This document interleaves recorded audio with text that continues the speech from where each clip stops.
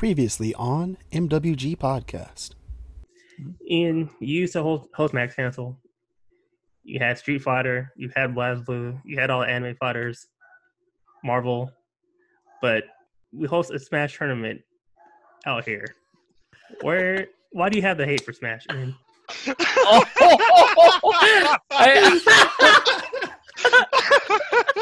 I didn't want to say anything. Oh man, put me on the spot. I had to I was just gonna say I was content to not even think about Smash. I don't even know, man. Like I don't know how to answer that peacefully. Let's say. No, don't answer. I want to hear it. Fine. No, because I've gone on plenty of rants on this podcast. Now I'm trying to hear you. I'm intrigued now. I want to know. Man, so Smash. I have nothing against Smash. Like legit, I have nothing against Smash, but what I will say is, it's not a fighting game. Oh, okay. All right, I'm glad you said it because I was going to ask you. It's not. It's on the record, boys. It's not, and I don't think that's a bad thing though. Like, and hear me like very clearly. I do not think that Smash not being a fighting game is a bad thing in any capacity. I think Smash reaches and it's proven to reach an entirely separate audience. Mm-hmm. It reaches people that would never dream of picking up a King of Fighters, Street Fighter, Tekken, Soul Calibur, Dead or Alive, Virtua Fighter, you name it. It reaches those people, and it has the power of Nintendo's branding behind it. So you have this whole other group of people that get together and play the game for what it's worth. And I think that's great. Like, the 8-on-8 Smash fights, like, or the 16? 8-player. Eight player Smash, like, that is some of the most insane, like, I don't even know where to look. It's pretty wild. It's pretty wild. Smash, like, it's crazy to look at. Funny. And I think, like, it's great for that. But as far as actually defining it as a legitimate fighting game, I cannot say in good faith that Smash is a fighting game any more than I would be able to say that Streets of Rage is a fighting game. Or even like one of the games that I play a lot that's technically a versus game is it kind of ties into a future question here in a minute, is the Gundam Extreme Versus games. And those are 2-on-2 arena fighters. And they're specifically labeled arena fighters. But I don't consider those fighting games because they don't have the same, like, you don't have footsies in those games. Not in the traditional sense. Like, your melee button dashes forward and attacks. You have a beam weapon, you have a dash button, and then you have various, like, sub-weapons and whatnot. Those, I would not put those in the same category of fighting game. And going along the same line, like, what was that game? Virtual On. Those, I would not put those under the category of fighting games. They're their own thing, and that's fine. But I would not label those or Smash as fighting games. I like it. Someone said it. He doesn't have Twitter, but he has Instagram. You can add him on there. Well, my Instagram is cool. I'll take the heat. You can flame him if you want. I respect that. I actually because this debate is such a hot debate, and I think it's funny. Ian, I personally think now I came to Smash late. I just wanted to play it. Basically, it's a long story, but basically I just wanted to go where everyone was going, right? And it just seems like the Smash community is a lot more prominent out here, or just a lot more mainstream here. So I just wanted to play a game that everyone was competing in, right? But I actually do, like, I thought long and hard about this.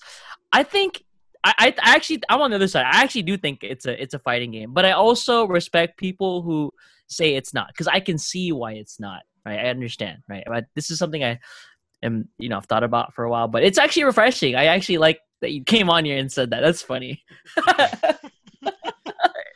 Not a fighting game. I'm not trying to like start riots or anything like that, try to have anybody banging on my door, kicking my door in because of that. But like legit, like I think it's different enough that it's like Dark Souls is technically an RPG on Okay. a technical level, Hmm. but it has created its own I get what subgenre. you're saying. I get. That's You have facts. Souls likes. Yeah. So you have Facts. People Neo, just you say have Dark Souls games at Bloodborne. this point. Yeah, Yeah. you have That's you crazy. have Code Vein. Like it created its own thing. And Okay, I I think get what that you're saying. in a very similar way, I Huh. think that's what Smash is. Yeah. So I That's- can see it. So it's kind of like how PS All Stars is Smash like. No. No, No, no, it's no, not. no, no, no. That's not a Brawlhalla is- platform you just cussing? fighting. You cussing all on the podcast? That is a curse word. We don't even I talk don't know. about that game. That's going too far. That's going too far. I was curious. I Moving was, right along. I was seeing how far we can get. Moving right along. Order in the court. Order. Oh man. Where's my gavel? I'll see how far I can push it. Yeah, no, that's too far. In the genre of platform fighters, there's just Smash Bros, Rivals of Aether. That's about Digimon it. Rumble Arena. What about No, Brawlhalla though? No, Brawlhalla, Digimon Rumble Arena, my guy. none of those. Brawlhalla is not Smash. What are these not games? Not to me, at least. Okay. Okay, fair enough. Oh, Oh man, that's funny. Man, so now that we, figured out that Gonna why get in-depth Smash gaming wasn't stuff. at Max Cast. One of my other favorite things of going there was Ian would cook sometimes, and man, this man could cook. So we wanted to cover some of your other hobbies like cooking and gunplas, and so why don't we start with yeah. the food? So man, I have been cooking since I was 4, actually. Whoa, And Oh, so man. I would say now cooking might have been like a big word for me at that age, but my mom started letting me microwave my own instant oatmeal. I was all excited. I was like, yeah. Oh Like, I had this little- man. Now I didn't know that this would ruin the bowl at the time, but I actually sent in, the little the UPC codes from the boxes, and I got some of the color changing bowls. So I was all excited to look like, yo, the bowl changes colors. Well, when you microwave it, it kind of breaks that. So I didn't realize that as a kid, but I would have my oatmeal in the morning, and then she eventually started letting me boil my water for the oatmeal, and then it was cooking instant ramen. That was it. Like that was the last. Like that was it. Like after that, I could boil water. Like you could not tell me nothing. I was in the kitchen. Then I started making breakfast. Showed me how to make pancakes and eggs and whatnot. And I was doing all this by the time I was like 8. By the time I was 8, I was already onto like pancakes, like full on breakfast and everything. Oh man. And I'm then 27. after that, about 20 years later, 20 years behind. Yeah.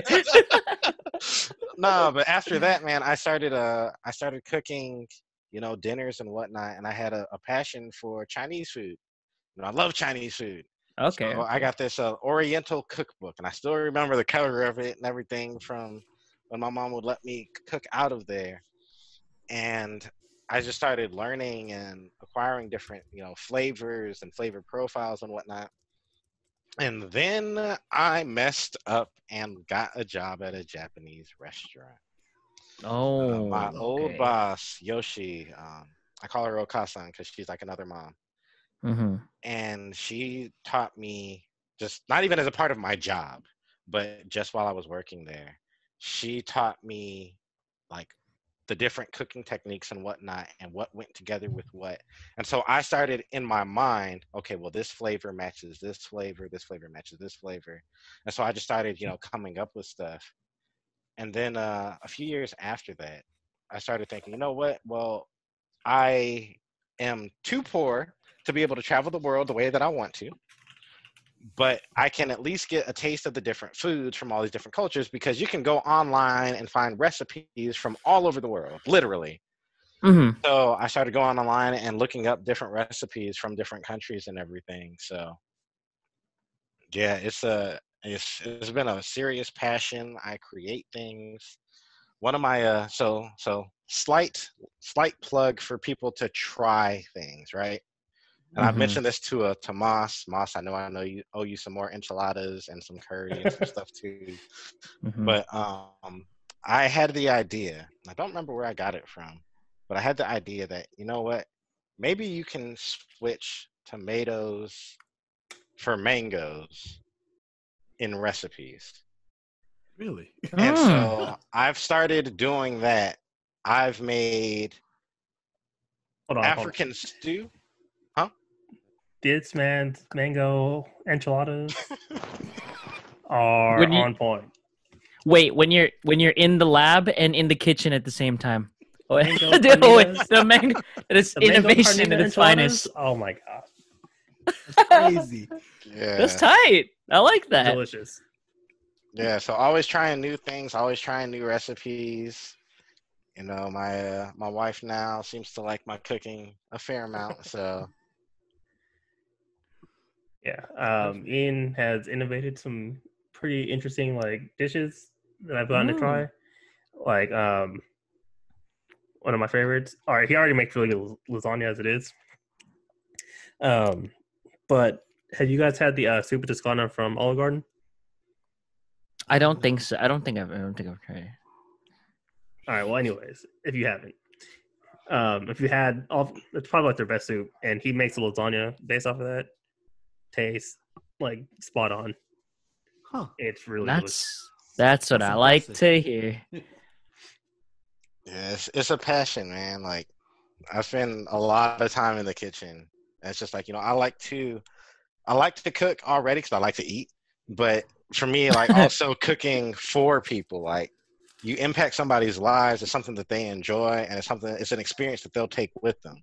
So I love cooking, man. Oh man, because this is something. Well, yeah, I mentioned I was 27 because I actually mentioned recently because since quarantine hit, I've always wanted to cook, but like I've always just been I work full time too. I've been working full time for the last couple of years, and yeah, I don't know. It just yeah, I just never like wanted to. I'll just be lazy, right? But then during quarantine is when I wanted to finally start, and I've cooked some pretty simple things over the last couple months, but it's super satisfying is what it Yeah. is. It is like when I make something, when I eat it, it just tastes infinitely better and not even super complicated. You know what I mean? Yep. Like, so it's yeah, I think that's great. That's your passion. That's sick. Yo, mangoes and oh man, that's Yeah. Yeah. Now I want to try that one. that's Yeah, top tier. I made a mango stuffed pizza recently, and the stuffed pizza part was actually an accident. I got to be honest on that. I can't be taking credit for that like it was planned. So I cooked the pizza dough, but I didn't put any of the toppings on it when I cooked it, and so the whole thing just rose, and it was just like super thick. And I was like, we're about to have all this bread on, and then have like a little bit of toppings on top. I said, or, you know, I can cut the dough in half and stuff everything inside. But I had already made a mango pasta sauce or mango pizza sauce to go with it. And literally all I did was I went online, found a recipe for pizza sauce, and I substituted it called for canned tomatoes and tomato paste. And so I got rid of that and actually went to the mango instead. And it came out really good. That's tight. I like that. This is the first I'm hearing. This is top secret tech. You heard it here first. The only thing now, if anybody listening ever wants to try it, the only thing you got to be careful of is depending on what you are cooking, you have to know how ripe of mangoes you want to get. Because if you get super ripe mangoes, and like, for example, you're making pasta, if you get super ripe mangoes and use that, your pasta sauce is going to be super sweet. So you have to balance out, like, you don't want your mangoes super ripe. They have to be a medium ripeness. If they're underripe, you won't even get the mango flavor. It'll just be like there's something there, but it won't have that taste. Got it. Oh man. My mind is blown right now. I never would have thought that would never would have thought. Yeah. But you guys had also asked us, so I guess pushing along a little bit here to the other hobby that those that know me know I have spent way too much money and time on is gunpla. Yeah. So for the uninitiated, Mm, plastic models from the Gundam franchise. sick. And, yeah, I have quite a few. And I've spent a lot of money on them. Worth. Worth. Just thinking about how much money I've spent. It's like, oh, that's not even factoring in like paint and everything. But so I started building the models back in middle school, I want to say. And like it was more of a pastime. I was just like, oh, this one looks cool. Let me build this. I like it. It's fun or whatever. And then I stopped. And it wasn't until, so you mentioned Nate and George, they introduced me to Dusty, or Dustin. I just call him Dusty all the time. And he was into Gunpla too.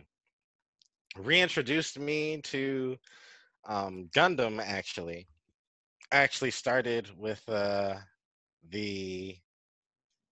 Gundam Unicorn was where I picked back up at.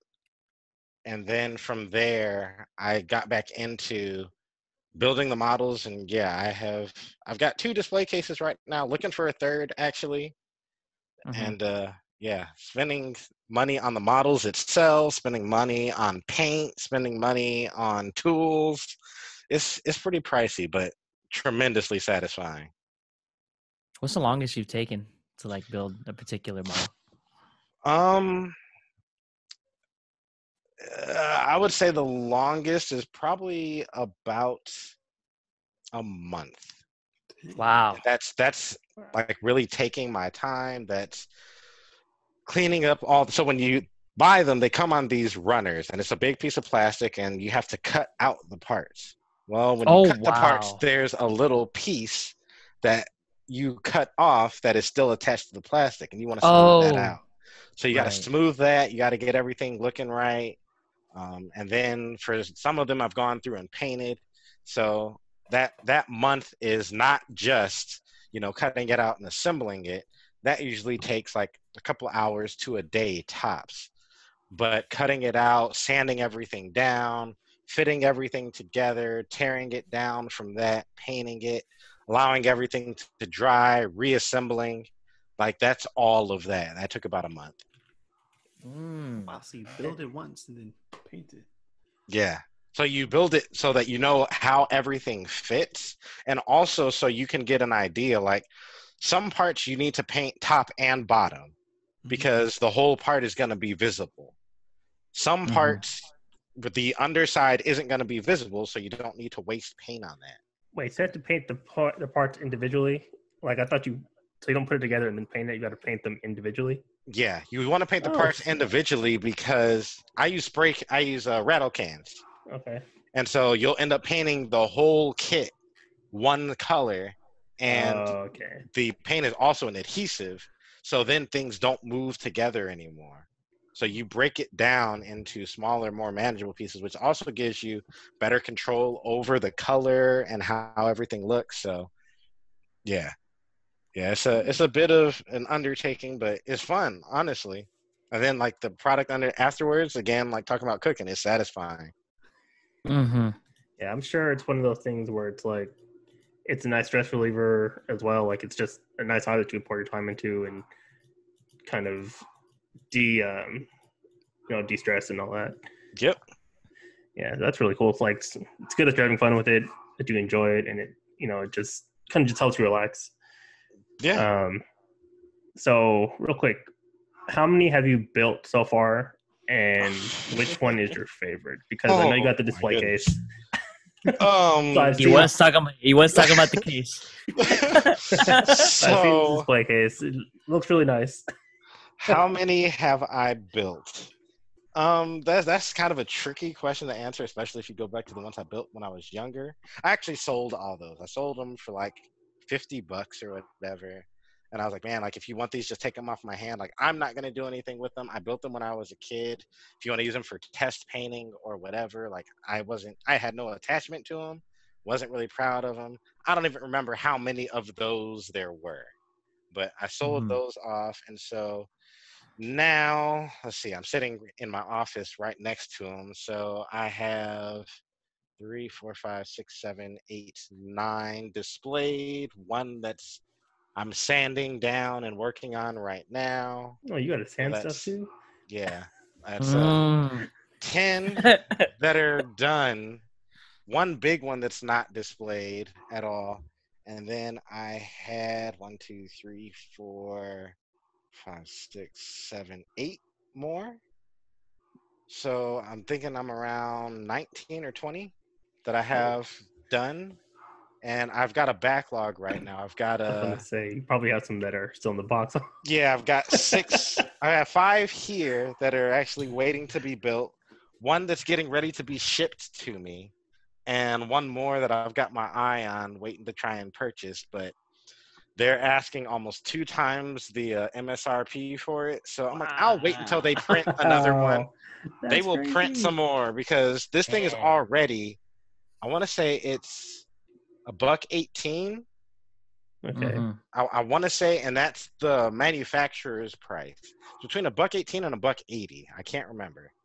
Jeez. So, and I know that's a big gap. I know that is a big gap. It's about $60. But you know, that's actually the price of some of these other kits. But that one I'm just waiting for them to reprint it because I should be able to find it when they reprint. Like they print certain kits all the time, and then some kits they print like once or twice a year or once every couple of years. So that one, my wife actually tried to surprise me with it for my birthday. We were going through a what's the nice way to say this? A non-reputable online site. And we were trying to get it from that because they listed it at the manufacturer's price. Going through Amazon, they were asking $311 for it. And I was like, no, I'm sorry, no. Like, just, it's not happening. And so we waited and waited and waited, never heard anything from the seller. And she's like, well, I tried to get it for you. I said, it's all right. So we canceled it. Thankfully, it was paid through PayPal. So we got the money refunded. And I was like, I'll just wait. You know, I can be patient. It's not urgent. I can wait. Yeah. It's a gunpla black market. Basically. All right, so you know what that means, right? That means when you go to Japan, you have to bring an extra empty bag. Suitcase? Suitcase, yep. Nah, just ship them. Just ship them. Just take them and ship them to myself. That's all I got to do, man. I'll ship them to my folks' house and be like, hey, I'm sending some packages. Just like, when they get there, just like hold them for me till I get back. Uh-huh. Gotta smuggle them back. I love it. Man, I don't want that going through customs, and then they're all rough with it, and my stuff is broken. I'm like, what? Nah, Oh, they won't have to. Don't remind It'll be me. all right. Customs really be doing us like that, though. We didn't have any problems when you brought our stuff to customs. You'll be all right. I hope so. I hope so. We came back with the gang of figures and all that stuff, K-Cats, everything. So you'd be all right. Okay. That y'all gives must me a little bit more hope. Y'all must have the good custom because the Nendoroid, thank goodness it wasn't my Nendoroid. I bought it for somebody else. So anyway, it was a Nendoroid that I got put into. Oh man, yo, poor Deku, man. It's in the box, but they crushed one of the corners, and they crushed the. I'm not talking about like a little crease. No, like it's for real, like crushed. I'm just like, I gave it to him. I was like, dude. They did me dirty. They did me. Man. I had the bad RNG right there. They had to check. They have to be safe, right? They had to check. Either that, they don't like Deku. No plus ultra. No plus ultra here. No, none of that. But oh man, I'm sorry, man. I sat here and ate up all this time, man. But oh no, it was great. No, dude. No. It's just the thing is, while we do have like the time, all of us, including myself, dude, I love hearing about this. That's why we have all these guests. We have them talk about themselves and not just their history with gaming, but their hobbies. And I'm super intrigued because everyone's like super different, and this is the type of stuff that we just like to have. So yep. And this is basically the point of the podcast is to highlight people within the community, especially the fighting community, even if they don't like Smash. But just highlight it, make people more aware, and try to get us more like playing together and everything. So right, I feel it. That's what's up. Right. So it's the audio version of what Max Cancel is. Hey, I'm all the way with it. Let's get it. All the way with it. I can copyright. Copyright.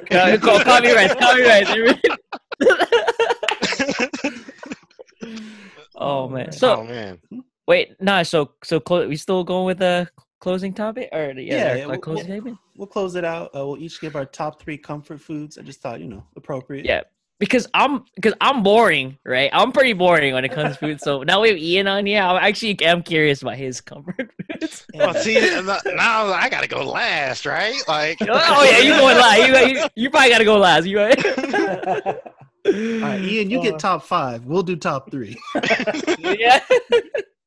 All right, who's trying to start us off? Naj, Moss, you guys got some comfort foods? Let me think. All right, I can go first. I'll make it quick. Fried chicken, because come on. It's the best. Because you're cultured. Oh yeah, my mom makes some of the best fried chicken. Man. A little bit of hot sauce on it. Oh, you're good to go. Oh man, let me think. Let's see. Filipino food. It's either, I don't know what it's called, but it's like a soup-based, like chicken soup. Like the cabbage and stuff in it, and like my mom will throw potatoes in it every once in a while. I have no idea what it's called. No, it's nilaga. I think it's nilaga is what you're thinking about. It's one of those. I don't know. Yeah, but yeah, especially like when it's cold and like feeling sick. It's a little bit of rice. Oh, it's delicious. Oh, too good. The cat. Oh, all right. My mouth's done. I have to ask my mom to make some of that soon. It is dinner time. Dinner. You're right. Dinner time. And like as far as going out, ramen's like a definite comfort food. It just ramen's so good, man. Like, it is. Like, and after I eat it, I just feel nice. Wait, didn't we talk about that? Didn't we talk about this? You picked ramen over pho, right? Yes. Because that's definitely me. That's definitely me. I'd pick ramen over pho. But I also haven't had pho in Vietnam, so I don't know. Fair point. But like from what I've had, I prefer ramen to pho, but I like them both a lot. Like same. I usually go get pho like if I'm feeling sick too. So right. Okay. That's kind of comfort food in that sense too. Nice. You got some comfort foods? Yes, I got it down. So like originally it was just a bunch of like desserts because I got a sweet tooth. Hey, your sweet potato pie.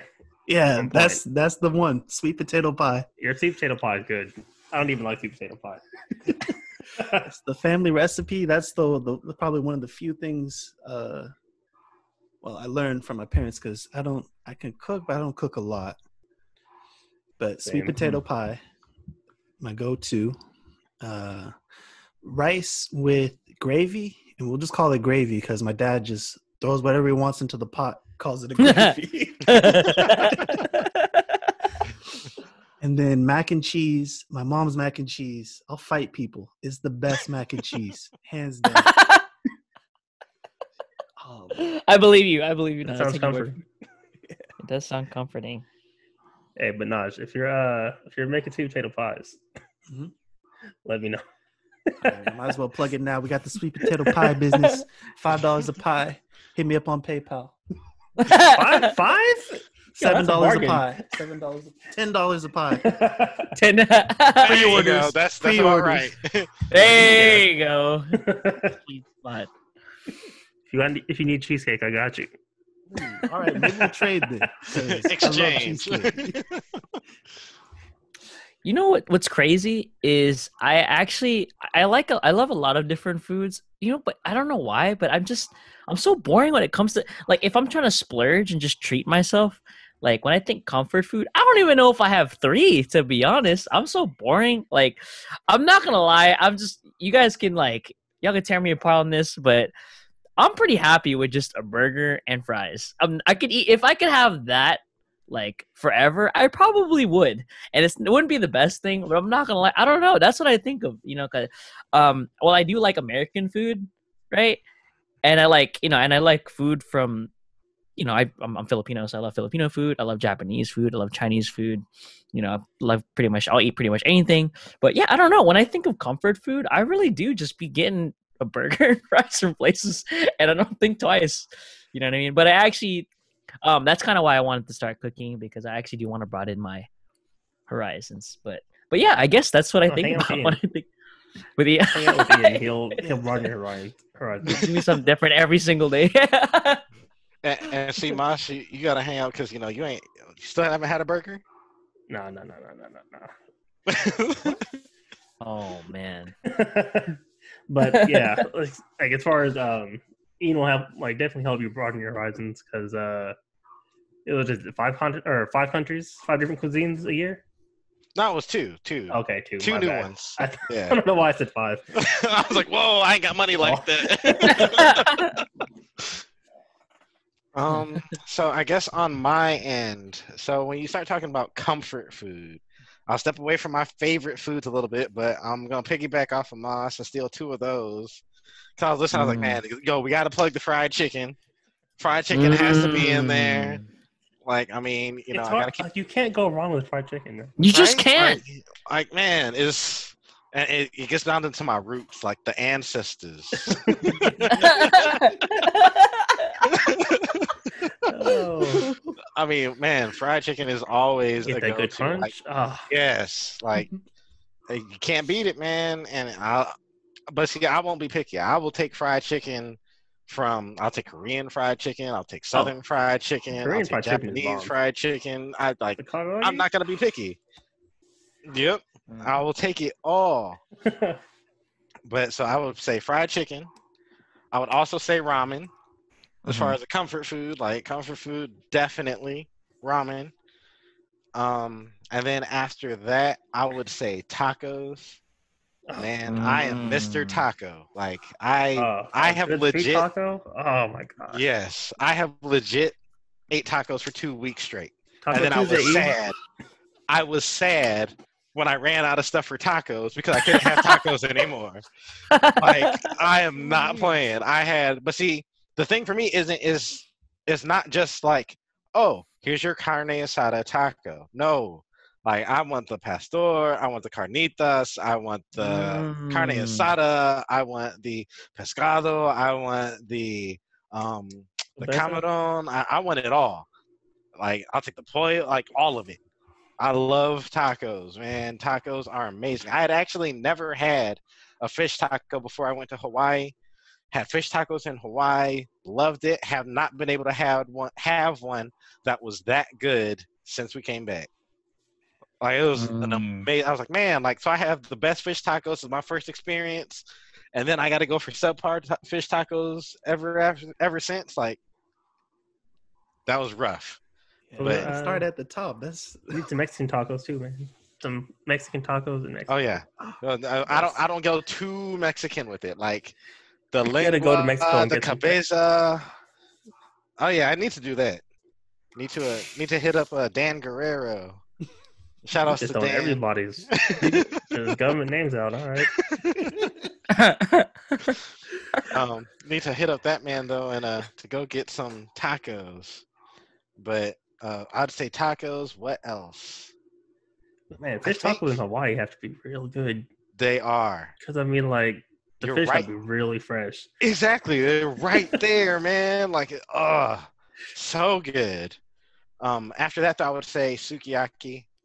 Sukiyaki is hands down, especially this time of year. So it's a Japanese hot pot dish. Okay. So it's it's Mhm. beef, potato starch, mushrooms, cabbage, whole bunch of stuff in there. And it's all in like this broth, and so you eat it with rice.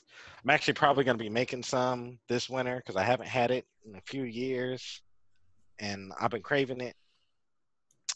And then I think, yeah, I think as far as comfort foods, that's really all I've got.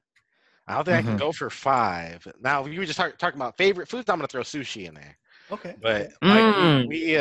we talk about comfort foods. I wouldn't put sushi as a comfort food. Okay, got it. I can't. Oh, another one. It's kind of cheating. Buffalo wings. Oh, Like, okay. That's kind of cheap. kind of cheating, but it's different enough. That's I'm the gonna throw go-to it out there. appetizer. Yep. Moss knows we go someplace. I see buffalo wings on the menu. He's gonna 9 order times it. out of 10, it's like, oh well, I guess I'm getting 9. buffalo wings. 9. There was that one time. And I don't remember where we went. We went someplace though, and you were shocked because I didn't get them. I was like, yeah, not today. So I can't say it's 10 out of 10. I can say 9.999999. Put the little line over it, Oh, man. Man. Now I'm hungry. Like, So basically, what you're telling me is I'm learning how to cook fried chicken. Hey, I've been planning on it. I've been planning on it for a while. I had this thought cross my mind over the last week. I think this just cemented it for me. You just can't go wrong. It's so good. Like, nothing's wrong with it. Like, yeah, it's for me. It was a learning curve, and John knows we're not going to revisit that story though. So we're just going to leave that one. Y'all can just ponder over that in your head. But what I will suggest is when you first start learning how to make fried chicken, go ahead, fry it at a high temperature. After you get the crust as crispy or to the level of doneness that you want it, take it out, put it in the oven at somewhere between 350 to 400. Doesn't matter. It's just really going to change how long you leave it in there for. If you put it in there at 400, I'd say do it for maybe 30 minutes. If you're at 350, I would say about a good 45. Okay. So that way you have it cooked all the way through and you still have that crispiness from the crust. Mm-hmm. I am taking notes. Yeah, me too. y'all had me at the crunch when Ian and Ian Moss was talking about the crunch. I'm like, oh, it's 9 o'clock. It's dinner time. Yeah, it is time to eat. Oh man, that's actually exactly what I'm gonna do as soon as I get off of here. I am talking about food, man. I am hungry now. Oh man, that was fun. That was a good, very productive, very informative. Great time. Thanks for coming on, Ian. That was fun, man. Oh man, thanks for having me. Anytime. I'd love to be back on, man. This is dope, and I appreciate what y'all are doing. Absolutely. Can't wait to have you back on. We got to hear the chicken story. Nah, that's buried. That is buried. That is as much of the chicken story as you're gonna get. It's a rare story to tell, man. Shut up, Moss. If you want cooking stories, we've got some grill stories, we got some chicken stories, we're good. But we can tell that next time. The grill story, you can throw out the grill story, that's fine. We'll save that for next time. Yep. Yeah. That was embarrassing, but also funny to talk about. All right, everyone. Well, thanks for tuning in. You got to hear a lot from Ian about Max Cancel, how it started, his origins as a gamer, and we found out some great tips on cooking. And I'm sorry, I got to go eat. So this has been Whispering Tears, Westsidious, Mossta, and Ian signing out. Later, guys. Later.